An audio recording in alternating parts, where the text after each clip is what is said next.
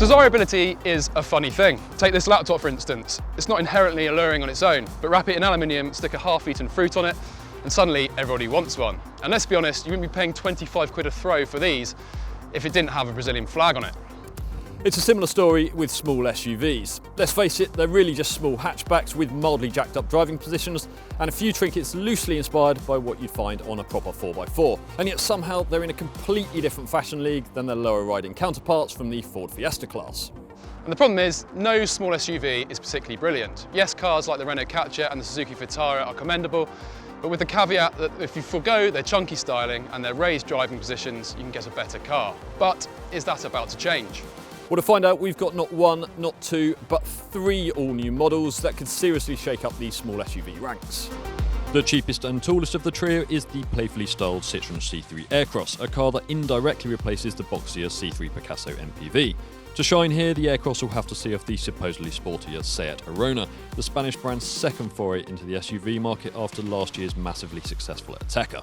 Finally, there's the rather more grown-up VW T-Roc. It's slightly more expensive than its rivals here, but as long as you stick to the cheaper engines and trims, it's still pretty good value for money. So that leaves us with two burning questions. Which of these new arrivals is best, and is any of them a genuinely great buy without any provisos? Now these small SUVs might all look different, but they do have something in common, and that's a turbocharged 3-cylinder petrol engine. The tiny 1-litre units in the T-Roc and the Arona might sound weedy, but they're surprisingly strong, particularly in the Arona that I'm driving here, which is really punchy in such a small car. Now you might be forgiven for thinking the more powerful, bigger engine Citroen C3 Aircross was the fastest car here, but actually it was the slowest to 60 miles per hour in our test, albeit marginally.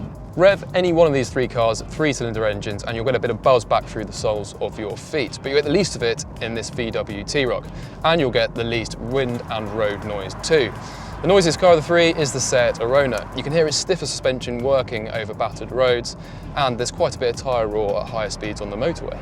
And changing gear in the Arona and the T-Roc is a pleasurable experience. They have slick shifts without any notchiness, and together with their well-weighted pedals, they're really easy cars to drive smoothly in town.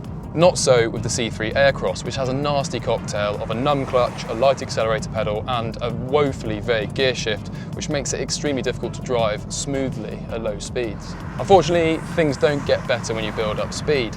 The C3 has the grabbiest brakes, it has the most remote steering, and it leans the furthest in bends.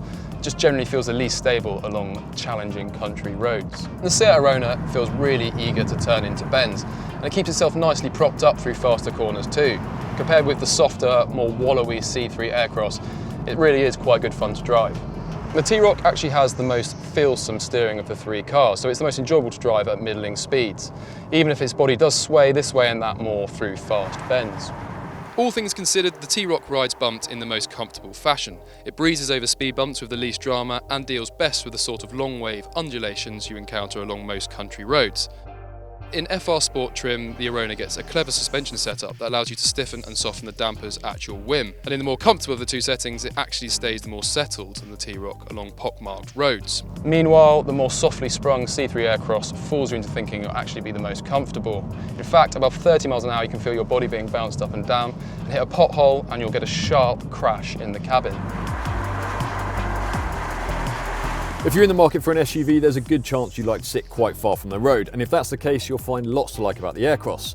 With its driver's seat set to its lowest position, you sit a few centimetres further from the ground than you do in the T-Roc or particularly the Arona. But removing personal preference from the equation, all three have fundamentally sound driving positions with plenty of seat adjustment and pedals that line up reasonably neatly with the steering wheel. Some of our testers wished the Arona's steering wheel retracted a bit further into the dashboard, while others found the Aircross's gear lever a bit of a reach, but neither issue is a major one. Long distance comfort is a problem in all three cars though. That's because their driver's seats don't provide much in the way of lower back support. Adjustable lumbar support would help, but it isn't offered in the Aircross or the Arona at all, and is a hideously expensive option on the T-Roc. Chunky, clearly labelled buttons and knobs make the dashboards of both the Arona and T-Roc simple to use. If you're a bit chilly and you want to nudge up the interior temperature, you'd simply twist a dial. In the Aircross, you need to delve into this hopelessly unintuitive touchscreen.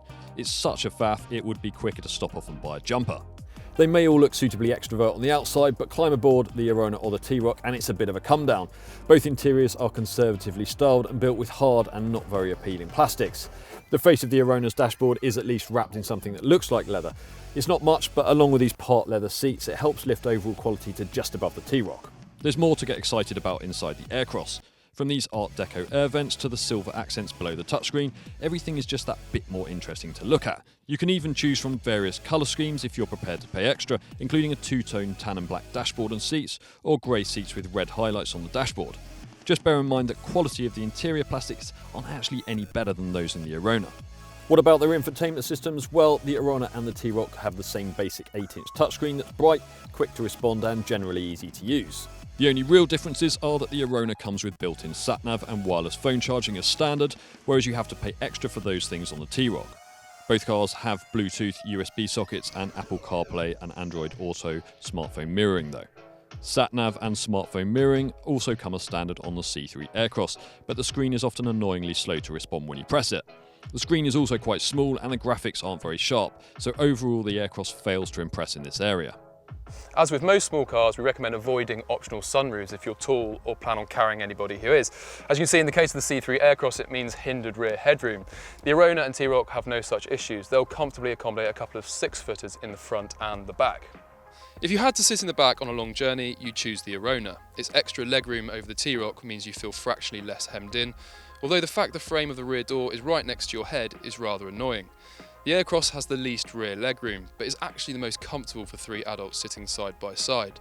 And the C3 Aircross stands out for its seat flexibility, especially in this top-of-the-range flare model, where its rear seats can be slid back and forth. The Seat Arona and the VW T-Roc have no such tricks up their sleeve, but like all the cars in this test, their rear seats do split 60-40 and fold down. With the rear seats in place, the Aircross has the longest and tallest boot and managed to swallow 7 carry-on suitcases. 1 more than the T-Roc and 2 more than the Arona. Still, even the Arona, which has the shortest and shallowest load bay, can still carry almost as many shopping bags as a VW Golf. All 3 cars come with height adjustable boot floors as standard, which in their highest setting means there's no annoying lip at the boot entrance or step in the floor of the extended load bay when the seats are folded down. Finance packages are extremely popular in this class, and if you sign up to a 3-year PCP deal, the Aircross will cost you the least in monthly repayments. You'll need to budget an extra tenner a month if you want the Arona, while the T-Roc will set you back a further £50 or so. If you do have the wherewithal to pay cash, the Aircross will make the smallest dent in your purse after haggling. However, factor in all the bills you're likely to face during the 3 years of ownership, including depreciation, fuel and servicing, and the Aircross will actually end up costing you the most. Slow depreciation means the T-Roc, the most expensive to buy, will actually cost you the least in the long run. As for what luxuries you get for your money, there isn't a great deal to split our contenders. However, if personalisation appeals, the Arona stands out because you get a choice of 5 different paint colours, including several metallics, along with a contrasting colour roof should you want one, all for no extra charge. Buy the Aircross and you'll have a choice of exterior colour packs that turn the roof rails and door mirrors orange, like on our car, silver or white, and also add some decals on the rear 3/4 glass area. Likewise, VW offers a contrast colour roof, but charges between £280 and £575 depending on your colour choice. All 3 cars come with automatic emergency braking as standard and were awarded 5 stars for safety by Euro NCAP. However, a closer look at the scores reveals the T-Roc scored the highest marks across the board, with the C3 Aircross faring least well in the adult occupant and pedestrian tests. Meanwhile, the Arona was found to be least impressive at keeping child occupants safe. So back to our original questions, which is best and is any of them a truly great buy? Well, in the forms we've lined these cars up in, the T-Roc is definitely the best buy. It's the most comfortable, the most refined, has a great driving position, a decent boot, and will actually cost you the least in the long run if you're buying privately. Just make sure you avoid range-topping SEL trim and the more powerful engines, because if you've got that much money to spend, there are altogether bigger and better SUVs to choose from. Which leaves the Seat Arona in second place. Now, it's a fantastic buy in its cheaper forms, particularly the 1 litre 95 SE technology. This more expensive FR Sport offers more performance and a smarter interior. It's just a shame it doesn't ride as well as the T-Roc, has a smaller boot and it's noisier on the move. Despite its clever rear seats and quirky looks, the C3 Aircross finishes last. It's disappointing to drive, has a fiddly infotainment system, and although it initially seems well priced in this company and will cost you the least a month if you're buying on PCP finance, it'll actually cost you the most in the long run if you're buying privately due to heavy depreciation. And that's the thing, the best small conventional hatchbacks are still better value than small SUVs, but as this test proves, the gap is now smaller than ever. And to read more about any of these 3 cars, just head to whatcar.com. And if you want to buy one of these cars, don't forget to click the link in the top right-hand corner and find out how much you could save. Thanks for watching, and don't forget to subscribe to our YouTube channel for a heads up on all of our latest videos.